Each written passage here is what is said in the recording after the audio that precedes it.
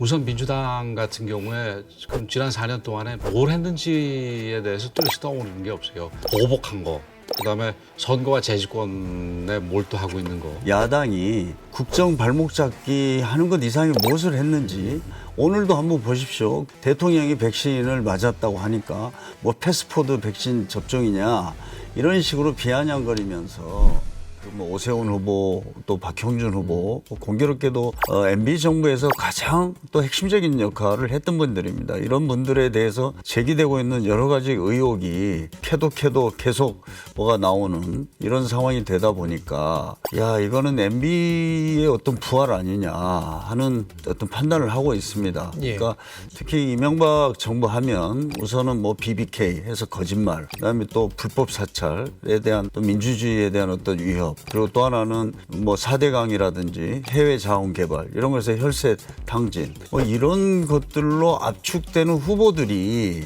이번에 이렇게 나선 것 아닌가. 그래서 정말 저도 좀 씁쓸합니다. 난데없이 MB를 끌어들여가지고 MB의 의문이 되는 부정적인 면을 오세훈 후보하고 박형준 후보한테 씌우려고 그런다 말입니다.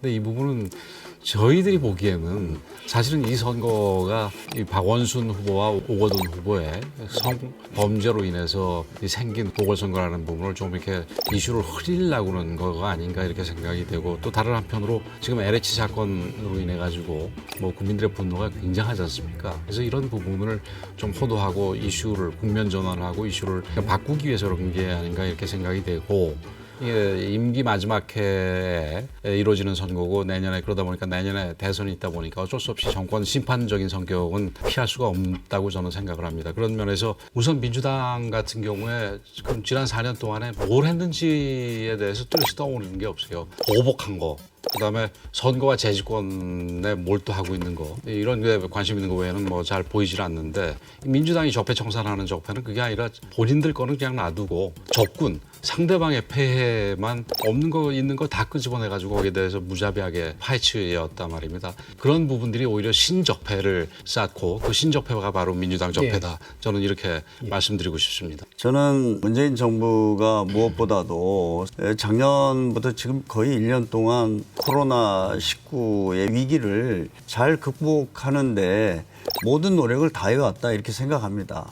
그리고 그 과정에서도 위기를 좀 대한민국이 도약하는 기회로 만들자 해서 K-뉴딜도 저희가 만들어서 추진하고 있습니다.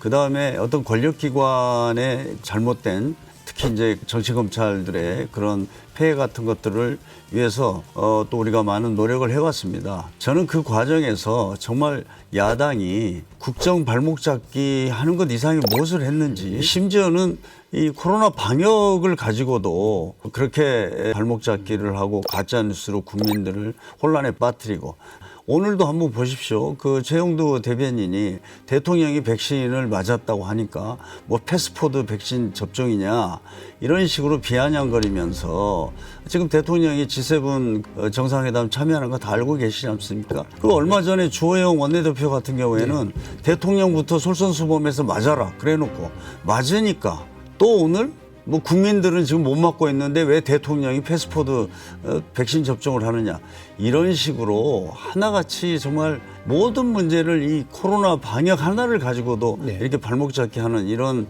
것들을 보면서 참 힘들었다 이렇게 좀 말씀을 드리겠습니다. 두 분께 공통 질문을 드리는 게 상대 후보의 이런 약점이 아마 패배의 원인이 될 것이고 우리 후보의 이런 강점이 우리에게 승리를 만들어 줄 것이다 라고 하는 측면에서의 어떤 이야기를 한번 좀 들어보고 싶습니다. 이 선거만 구체적으로 놓고 보면은 1년 3개월 시장입니다. 그래서 지금 인수위도 없고 바로 지금 들어가서 일을 해야 되는 겁니다. 근데 그런 면에서는 오세훈 시장이 그 이미 시장직을 해봤고 또 시장직도 대가 없이 했고 특히 부동산 공급 문제에 있어서는 훨씬 더 좋은 공약을 갖고 있기 때문에 아마 우리 시민들이 오세훈 시장을 틀림없이 압도적으로 뽑아줄 것이다. 저는 이렇게 보고 있습니다.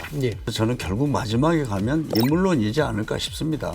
저는 성공한 장관 대 실패한 시장입니다. 아까 이제 성공한 시장이라고 말씀하셨는데 그 부분에 대해서는 전혀 뭐 견해가 다르고요. 그다음에 사실 박영선 후보 같은 경우에는 특히 어떤 개혁과 공정을 위해서 굉장히 노력해온 사람입니다. 저는 뭐 의원들 사이에서 그건 다 일반적인 평가라고 생각을 하고 또 거기에 비해서 지금 우리 오세훈 후보나 또 특히 박영준 후보 계속했던 거짓말에 거짓말을 계속하고 있거든요. 저는 이런 것도 비교가 될 거라고 봅니다.